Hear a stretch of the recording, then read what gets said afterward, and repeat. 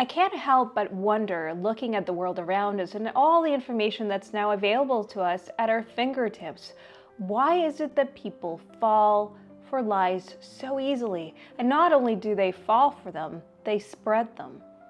What is it about our society and our psychology that makes us succumb to such things? Although there are many reasons for this, the following 7 play a very critical role in this.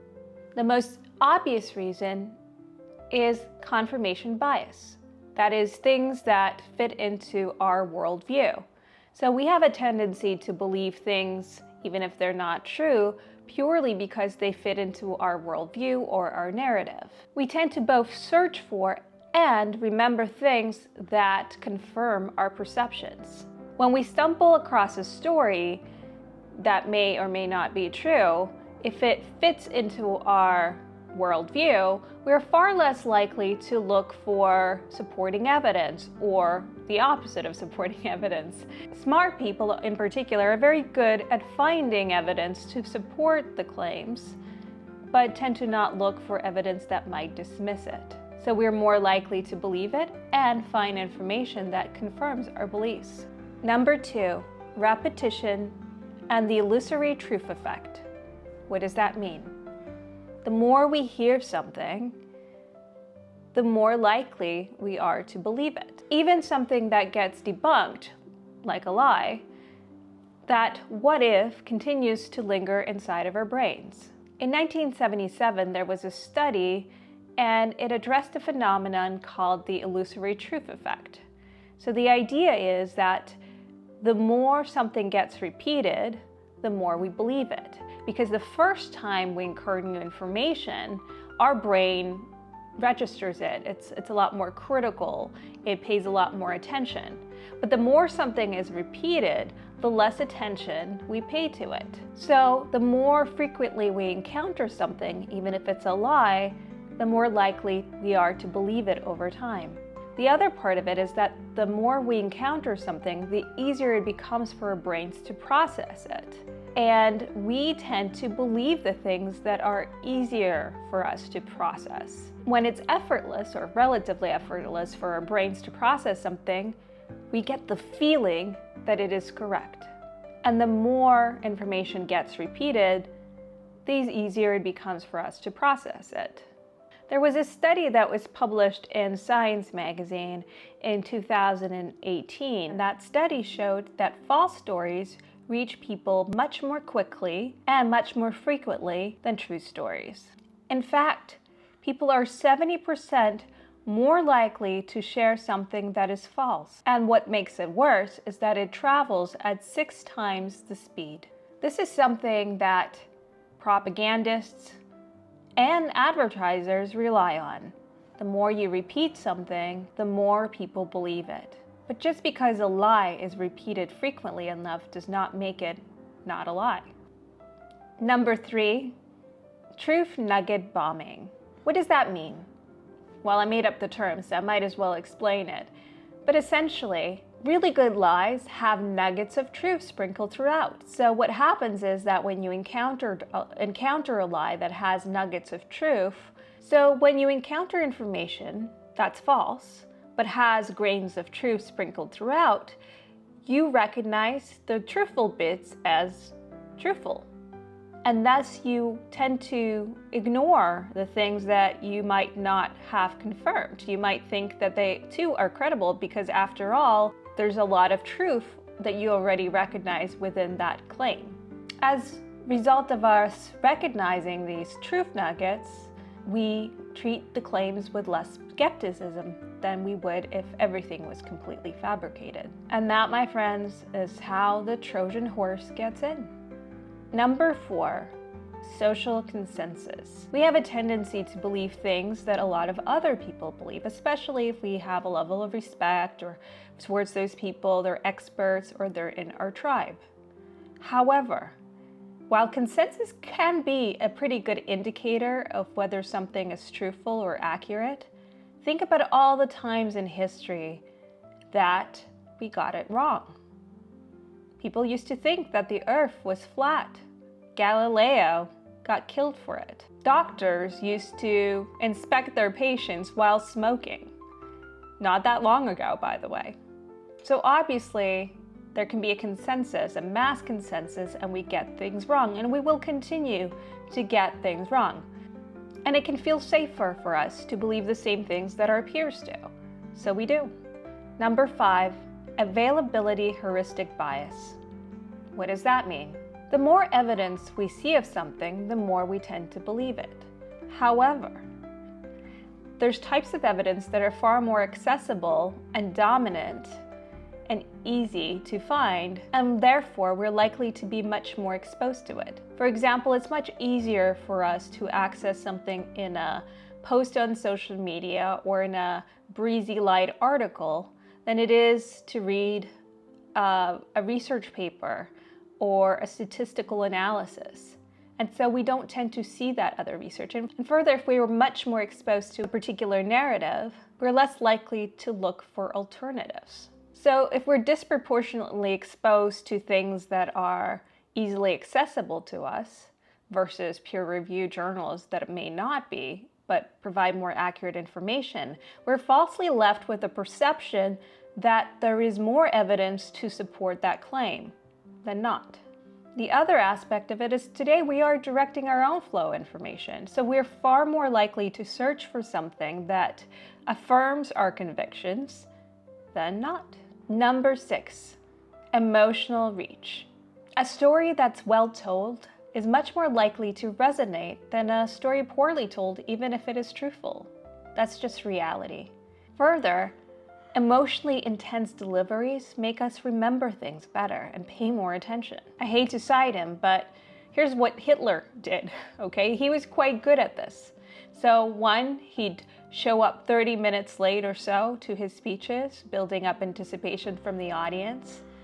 Then he'd begin to speak slowly and quietly, or relatively quietly, so that it forces people to really pay attention. And then his speeches would build up to a great fervor, become very emotional, very intense. And that really resonated with the audience, as we've seen. When people become more emotional, they also tend to become far less rational, and they're easier to take advantage of with lies. So paying more attention to how things hit you emotionally could be a good way to fight against that. Number 7, cognitive dissonance and tribalism. If your entire circle of friends, your entire tribe holds the same views, it becomes far more difficult for you to detach from these views, even if they are lies, because not only do you have to fight against changing your worldview, you're also potentially losing your tribe. And that is something that many people find very difficult to do. One thing, for example, that flat earthers have is that they have formed a community. You can take many conspiracy theories and you'll find that people have often formed communities around them. So even if they're presented with evidence that does indeed cause doubt or for them to change their minds a little bit, they tend to double down because changing their minds would actually not only cause them to change their mind, but also lose their entire community that is built upon these beliefs. So it becomes very difficult. It's the same thing with cults. It becomes very difficult to leave a cult, not just because of the beliefs of that cult and how difficult it is to suction them out of someone, but more importantly, it's the community, it's the social aspect of it, especially one that they've become particularly reliant on.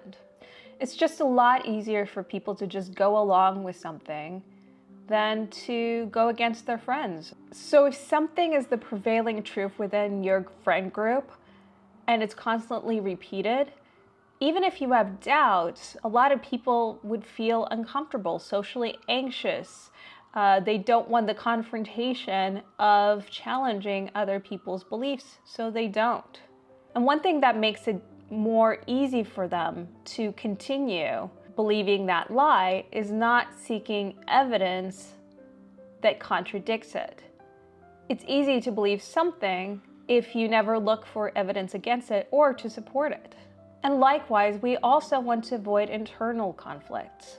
So when we are confronted with information that challenges our internal beliefs and our worldview, we tend to want to avoid it. Cognitive dissonance creates a certain psychological tension within us. It's uncomfortable. Having to hold two contradictory beliefs at the same time would naturally cause us to perhaps change our mind, so we outright reject it. And often people become kind of aggressive and emotional about it because of that extreme discomfort that they're experiencing. So instead of changing their minds, what people tend to do is look for ways that things can fit. They try to rationalize and find ways to fit the new information with what they already perceive to be the truth and what fits into their worldview. And often that involves denying certain things, as we see a lot today. Sometimes they'll dismiss it as being exaggerated or just dismiss it altogether. For them, a lot of this information may conflict with their existing views of themselves as well, which means that it feels, or it can feel like, an attack on not just their worldview, but on them, directly on them. So that explains why they might fight it so hard.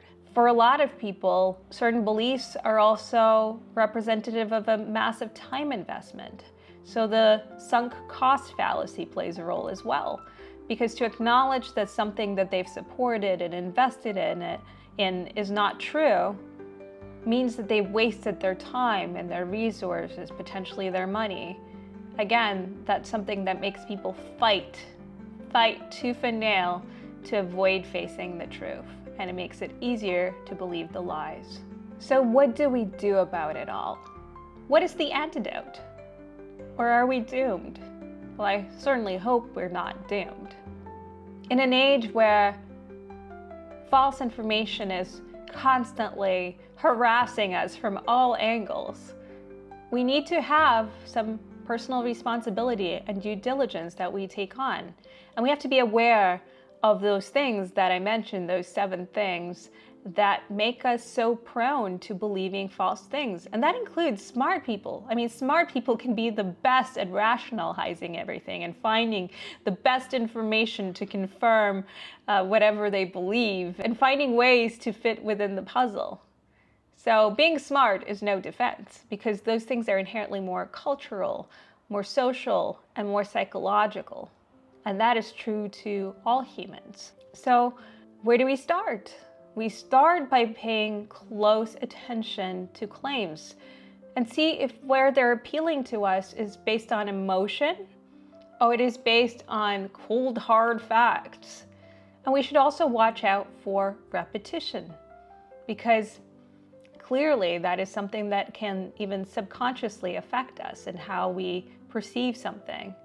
There's a lot of things that I can think of now that I thought were true because they were repeated so often that are completely false. When you're confronted with extraordinary claims, or even not such extraordinary claims, you need to make sure that even if they really appeal to your narrative, if they really appeal to your worldview or your bias about certain things, especially when they do, you take the time to actually verify it, verify the sources, the quality and the caliber of the sources. Be diligent about it, and please don't become part of the problem by sharing things that you haven't taken time to confirm. A sense of curiosity, and I've always been an advocate for curiosity, is incredibly important. In fact, it's crucial.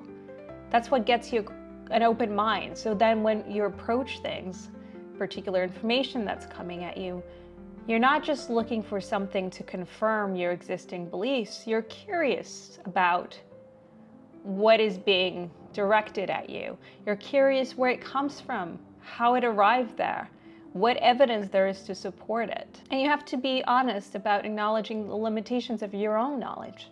There are many things that most of us don't know about or never will.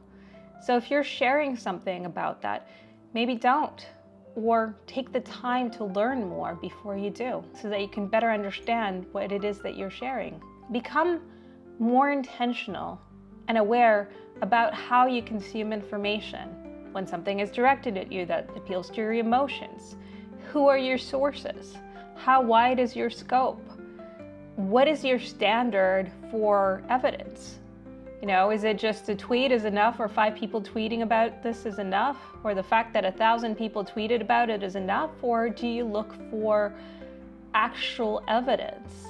Let's say somebody makes a claim, I was kept in a cage in Hollywood. You might be somebody who doesn't trust Hollywood, thinks Hollywood is evil, and does, I don't know, rituals and all that kind of stuff. Okay, so this story appeals to you. But what I would urge you to do is look at the evidence. What's the evidence? Is it just somebody anonymously claiming that? How do you know that they're not making it up?